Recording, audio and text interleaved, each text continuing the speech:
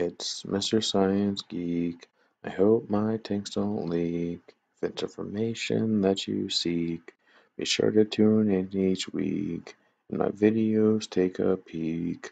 My singing and my jokes really read. Hello fellow fish nerds and happy February fish vlog.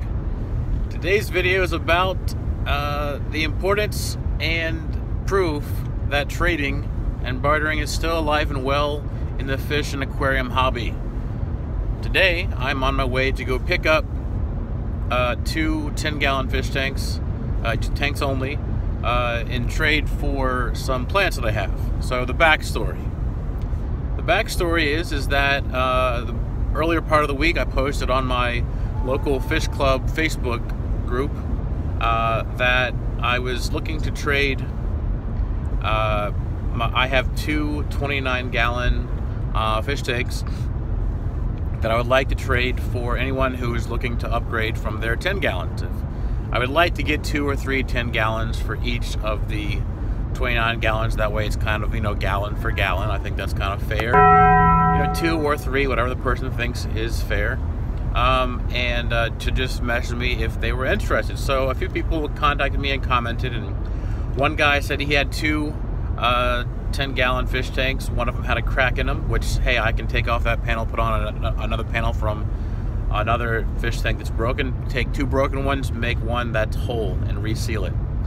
And then another one needs to be resealed. So hey, that works. And he said that he just needed to make up, to clear some more space. So he did not need my 29-gallon fish tanks.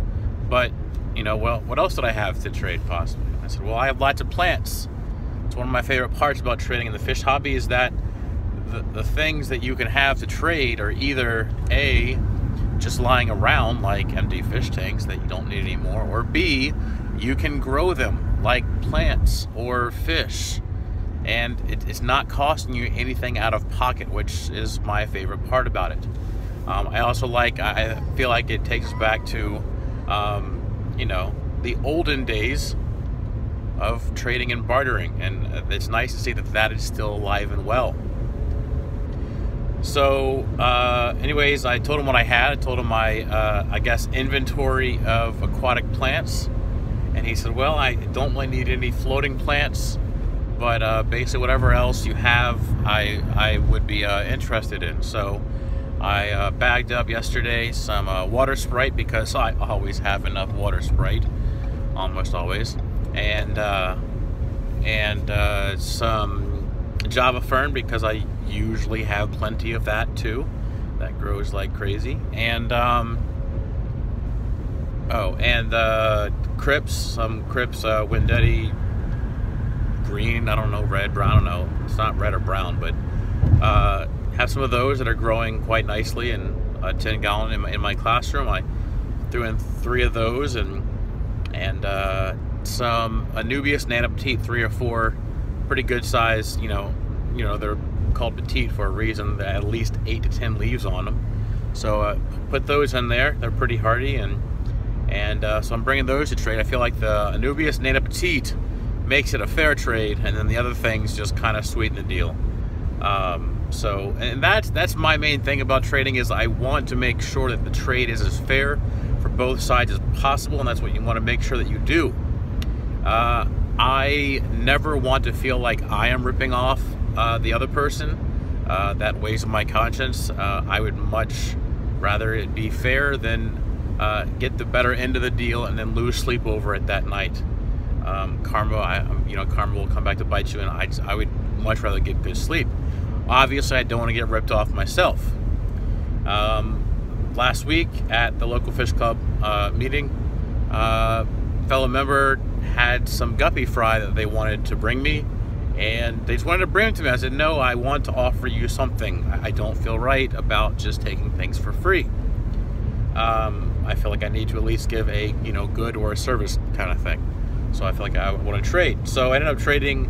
Found out that he wanted a bunch of floating plants. I have a lot of floating plants, so I brought him a bunch that I knew that he wanted. Found out at the meeting that he wanted these other types as well that I didn't know until I saw him bidding on them. Like, hey, don't bid on them, I have plenty. So I'll be bringing those to him later, just because first off I have plenty, and second off, hey, 10 new guppy fry, that's pretty awesome. They're of a new strain that will be revealed later in a new February fish log video. Will probably be coming up in the next week or so. I would think it's sooner rather than later. I trade with other fellow hobbyists, and that's I do enjoy that. There's one in particular that is a high school student I do trade with pretty regularly, I guess you would say, and we're regularly trading guppies and shrimp and plecos and fish food and plants and supplies and gift cards all the time, just swapping them back and forth. We actually made a trade yesterday completely online, so I thought that was pretty cool. It is nice to know that the younger generation is also learning how to trade, to keeping trading alive and well. So anyways, I'm on my way to the fellow fish club members area part of town. I have to go all the way across the river, you know, so I can live in a van down by the river. But and my son's not very happy about going across the river either. No, he's just talking. But anyways, so yeah, I'm gonna go pick up the 2 10-gallon fish tanks in the parking lot of Petco, because he had to go there anyways to go and get a new heater that broke for his fish tanks. And I do feel kind of bad because I am like 2 hours later than what I had originally planned. I originally told him, but my son was napping and I couldn't really change that. And then he woke up and I had to feed him, obviously, and my wife's plans changed, and so she wasn't able to take him. So I had to ask him if he could, you know, just wait a little bit longer until my son woke up. He was very nice and generous and very patient, so I do appreciate that. So coming up on the river now, I might get a quick video after we meet up, after I get the fish tanks and give them the plants. I doubt it, but until next time, stay tuned and stay fishy, people.